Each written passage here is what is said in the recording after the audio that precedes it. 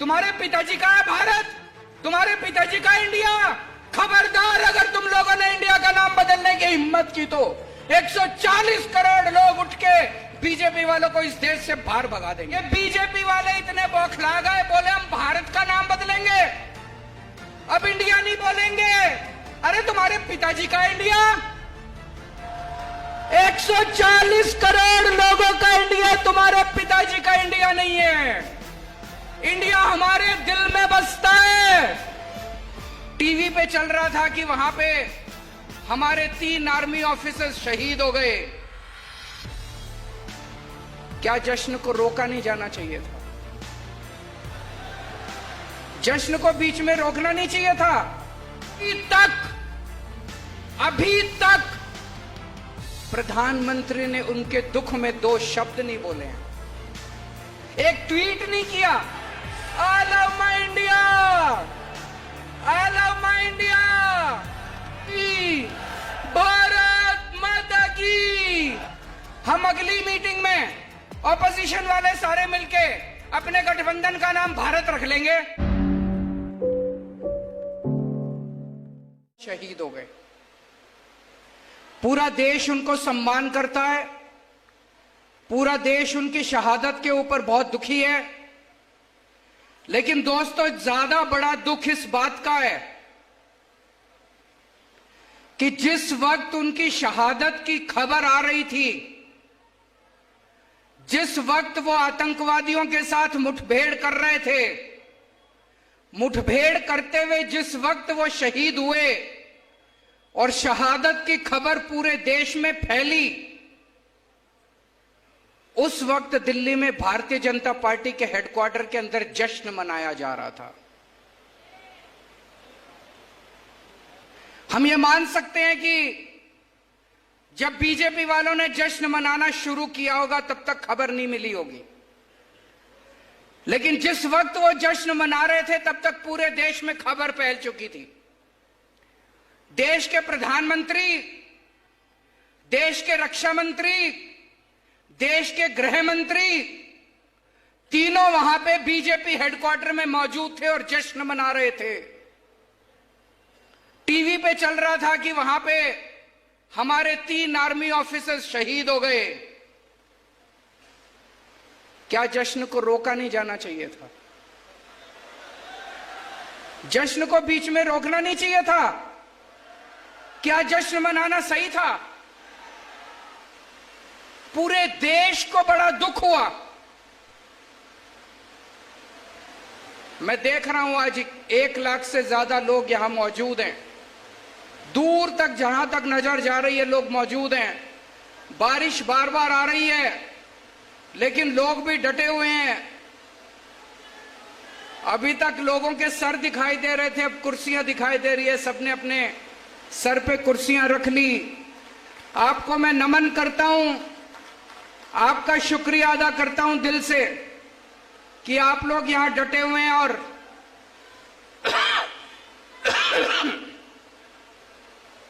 सारा देश इस बात से ज्यादा दुखी है।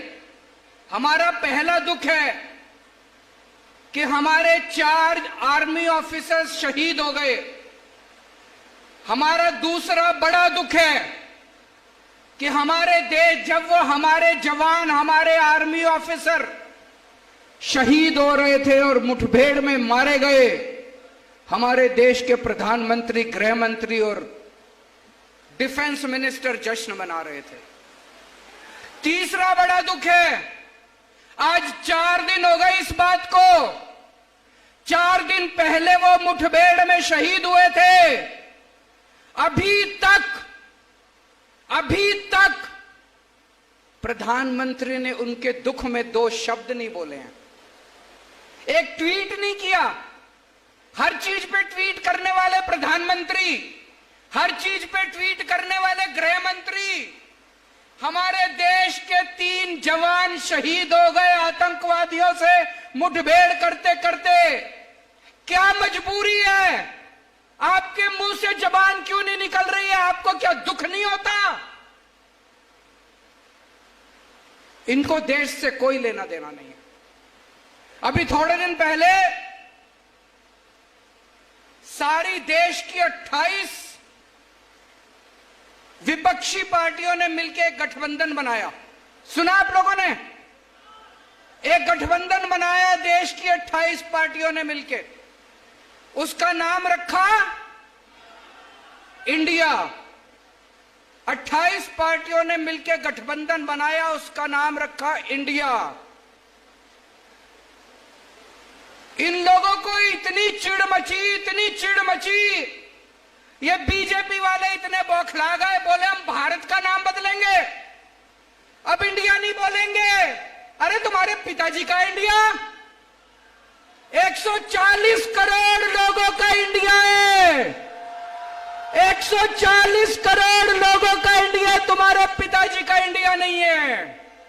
इंडिया हमारे दिल में बसता है, भारत हमारे दिल में बसता है, हिंदुस्तान हमारे दिल में बसता है। अरे किस किस के दिल से निकालोगे तुम इंडिया? एक बार जोर से सारे जने बोल दो, I love my India, I love my India, I love my India. हम अपने भारत से प्यार करते हैं। भारत माता की, भारत माता की। हम अपने हिंदुस्तान से प्यार करते हैं, सारे जहां से अच्छा। मैं बीजेपी वालों को चैलेंज करना चाहता हूं, हिम्मत है तो इंडिया का नाम बदल के दिखाओ तुम। 140 करोड़ लोगों का इंडिया है, 140 करोड़ लोगों के दिल में बसता है इंडिया। थोड़े दिन पहले तक, पिछले साल तक ये लोग प्रोग्राम चलाते थे, digital India, stand up India, क्या क्या था, make in India, skill India, है जी, ले देखो इंडिया। ये इतने प्रोग्राम चलाते थे इंडिया इंडिया पे। ऑपोजिशन वालों ने अपना नाम इंडिया रख लिया तो कहते हैं हम इंडिया नाम बदलेंगे। कल हम लोग अपना नाम भारत रख लेंगे तो तुम भारत का भी नाम बदलोगे। हम अगली मीटिंग में ऑपोजिशन वाले सारे मिलके अपने गठबंधन का नाम भारत रख लेंगे तो तुम भारत नाम भी बदलोगे।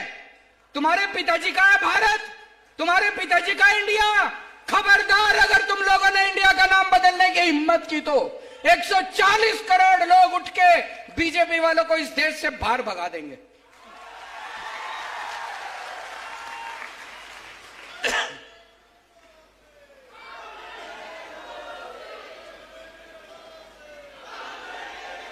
दोस्तों, पहले दिल्ली के लोग बहुत दुखी थे। एक बार ये पार्टी, एक बार वो पार्टी, एक बार ये पार्टी, दोनों ने सेटिंग कर रखी थी, 5 साल तुम, 5 साल हम, 5 साल तुम, 5 साल हम। पंजाब के लोग बहुत दुखी थे, वहां भी एक बार ये पार्टी, एक बार वो पार्टी, एक बार ये पार्टी, एक बार वो पार्टी। दिल्ली के लोगों ने तय कर लिया अब दोनों पार्टियों का बेड़ा गर्क करो। दोनों पार्टियों को हटा के दिल्ली के लोगों ने एक नई पार्टी को मौका दिया, आम आदमी पार्टी को। हमने इतना अच्छा काम करा, इतना अच्छा काम करा, लोगों के स्कूल बनवाए, अस्पताल बनवाए, बच्चों के रोजगार का इंतजाम करा, बच्चों की शिक्षा का इंतजाम करा, बिजली फ्री कर दी। 3 बार लोगों ने जम के बहुमत दिया हमको, 3 बार, तीसरी बार सरकार बन गई हम लोगों के पंजे। फिर पंजाब में लोगों ने इतना भारी बहुमत दिया, पंजाब के लोगों को पता चला अरे दिल्ली के लोग तो बड़े खुशहाल हैं, दिल्ली के लोग तो बड़े सुखी हैं, हम भी देंगे इनको मौका। पंजाब के लोगों ने मौका दिया। अभी मैं 3 दिन पंजाब का दौरा करके आ रहा हूं। पंजाब के लोग भी बहुत खुश हैं, वहां भी स्कूल बनने लग गए, अस्पताल बनने लग गए, लोगों का इलाज मुफ्त होने लग गया, पंजाब में बिजली मुफ्त हो गई। छत्तीसगढ़ वालों, आप भी एक मौका आम आदमी पार्टी को देके देखो। इन दोनों पार्टियों को भूल जाओगे, मैं कह रहा हूं। एक मौका दे दो, अगले 50 साल तक आप इन दोनों पार्टियों को वोट नहीं दोगे, मेरा चैलेंज है। मैं आज आपको 10 गारंटी देके जा रहा हूं।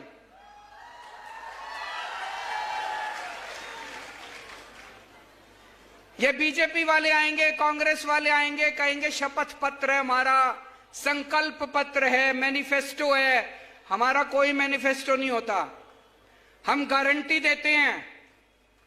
आजकल इन्होंने हमारी गारंटी शब्द भी ले लिया। कांग्रेस वाले भी कहते हैं गारंटी देंगे, बीजेपी वाले भी कहते हैं गारंटी देंगे। उस पे भरोसा मत करना। केवल केजरीवाल की गारंटी असली गारंटी है, बाकी सब फर्जी गारंटी है। मैं आज आपको केजरीवाल की गारंटी देके जा रहा हूं। पहली गारंटी, आपके यहां बिजली आती है, पावर कट लगता है, बिजली जाती है, खूब जाती है बिजली, लंबा लंबा पावर कट लगता है। आज आपको गारंटी देके जा रहा हूं। पहले दिल्ली में भी 8-8 घंटे के पावर कट लगते थे। पंजाब में 1.5 साल पहले सरकार बनी है, उसके पहले 10-10 घंटे के पावर कट लगते थे। अब दिल्ली में 24 घंटे बिजली मिलती है, पंजाब में 24 घंटे बिजली मिलती है। एक मौका दे दो, 2 साल के अंदर आपकी 24 घंटे बिजली कर दूंगा पूरे छत्तीसगढ़ के अंदर। बिजली के बिल ज्यादा आते हैं कि नहीं आते? दिल्ली में बिजली मुफ्त कर दी, पंजाब में बिजली मुफ्त कर दी। एक मौका दे दो, सरकार बनने के 3 महीने के अंदर आपकी बिजली मुफ्त कर दूंगा। लेकिन एक बात है, बिजली मुफ्त भी कर दी, लेकिन कई लोग ऐसे हैं जिनके फर्जी बिजली के बिल आए हुए हैं, पुराने आ रखे कि नहीं आ रखे? किसी के 10,000 का, किसी का 20,000 का। जब बिजली के बिल ठीक कराने जाते हो तो बाबू कहता है 5,000 रुपए दो, नहीं तो बिजली का बिल ठीक नहीं करूंगा। कहता है कि नहीं कहता? आपके 30 अक्टूबर, अभी जो 30 अक्टूबर आने वाली है, 30 अक्टूबर तक के सारे पुराने बिजली के बिल माफ कर देंगे और आगे आपके बिजली मुफ्त कर देंगे। दिल्ली में भी किया था, पंजाब में भी किया था। पंजाब में हमारी 16 मार्च को सरकार बनी थी। 31 दिसंबर तक के पहले जितने बिजली के बिल थे सारे माफ कर दिए, सारे जीरो कर दिए। अब पंजाब में भी लोगों के बिजली के बिल जीरो आते हैं, दिल्ली में भी लोगों के बिजली के बिल जीरो आते हैं। फोन करके पूछ लेना। दूसरी गारंटी, शिक्षा की गारंटी। आपके बच्चे, मैं पूछना चाहता हूं, यहां पे कितने लोगों के बच्चे सरकारी स्कूल में पढ़ते हैं? हाथ खड़े करें। सरकारी स्कूल से खुश हो? खराब है सरकारी स्कूल? आपके बच्चे मेरे बच्चे, आपके बच्चों को मैं अपना बच्चा मान के, जैसी शिक्षा मैंने अपने बच्चों को दी है, ऐसे शानदार सरकारी स्कूल बना दूंगा। दिल्ली में सारे सरकारी स्कूल बदल दिए, पंजाब में सिलसिला शुरू हो गया। पहला सरकारी स्कूल अभी शानदार बनाया है, दिल्ली पंजाब के भी सारे स्कूल ठीक कर रहे हैं। छत्तीसगढ़ के सारे सरकारी स्कूल इतने शानदार बना देंगे, लोग अपने बच्चों को प्राइवेट से निकाल निकाल के सरकारी स्कूल में भर्ती कराएंगे। आपके बच्चों की जिम्मेदारी लेके जा रहा हूं। कोई पार्टी नहीं कहेगी 75 साल हो गए भारत को आजाद हुए, मेरे को बता देना किसी पार्टी ने आके आपको कहा हो कि आपके बच्चों को अच्छी शिक्षा दे दूंगा। कोई पार्टी नहीं कहेगी। कोई पार्टी नहीं चाहती कि लोग पढ़ें। पार्टियां चाहती हैं लोग अनपढ़ रहेंगे तो हमारा वोट बैंक बन के रहेंगे, समझ नहीं रहेगी। मैं चाहता हूं आपके बच्चे तरक्की करें। मैं चाहता हूं आपके बच्चों को इंजीनियर बनाऊं, डॉक्टर बनाऊं, वकील बनाऊं, आपके बच्चों को बड़ा आदमी बनाऊं। आपके बच्चे डॉक्टर बनेंगे, इंजीनियर बनेंगे, तभी तो गरीबी दूर होगी। होगी कि नहीं होगी? आपके बच्चों की जिम्मेदारी लेके जा रहा हूं, आपके बच्चों को अच्छी शिक्षा दूंगा। और जितने कच्चे टीचर हैं सारे कच्चे टीचरों को पक्का करेंगे। अभी अभी भगवंत मान साहब ने 12,500 कच्चे टीचरों को पक्का किया है पंजाब के अंदर पिछले हफ्ते। आपको स्वास्थ्य की गारंटी देके जा रहा हूं। आज अगर घर में कोई बीमार हो जाए, भाई साहब सब कुछ लुट जाता है। बड़ी बीमारी हो, हार्ट अटैक हो जाए, कुछ बड़ी बीमारी हो जाए, जमीन बेचनी पड़ जाती है, गहने बेचने पड़ जाते हैं। और बड़ी बीमारी तो छोड़ो, अभी हमारे छत्तीसगढ़ के अध्यक्ष बता रहे थे कि कैसे अगर छोटी बीमारी भी हो, प्रसव भी हो, तभी खाट के ऊपर लेके उसको दूर तक अस्पताल लेके जाना पड़ता है। अस्पताल आसपास गांव के अंदर कहीं नहीं है कि नहीं है? दोस्तों, आपके परिवार के अंदर अगर कोई भी बीमार होगा चाहे कितनी छोटी बीमारी हो, चाहे कितनी बड़ी बीमारी हो, उसकी जिम्मेदारी मेरी। सबका इलाज मुफ्त कराऊंगा, सारी दवाइयां मुफ्त, सारे टेस्ट मुफ्त, सारा ऑपरेशन मुफ्त। और ये कहने से नहीं होगा, ये केवल मैंने कह दिया, ऐसे नहीं होगा। उसके लिए हमें खूब सारे मोहल्ला क्लिनिक खोलने पड़ेंगे।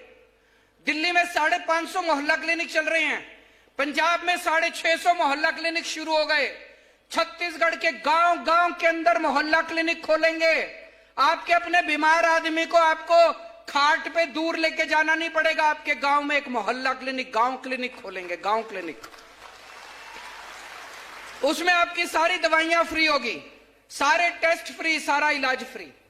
और अगर बड़ी बीमारी हो जाए, आपके जितने सरकारी अस्पताल हैं, सारे सरकारी अस्पताल शानदार बनाएंगे, प्राइवेट से अच्छे बनाएंगे, उसमें सारा इलाज मुफ्त होगा। चाहे जितनी बड़ी बीमारी हो, 30 लाख 40 लाख रुपए का भी ऑपरेशन है, वो भी आपका फ्री में होएगा, चाहे अमीर आदमी हो चाहे गरीब आदमी। खबरों में बने रहने के लिए फोरम 4 को सब्सक्राइब करें और नोटिफिकेशन पाने के लिए बेल आइकन दबाएं।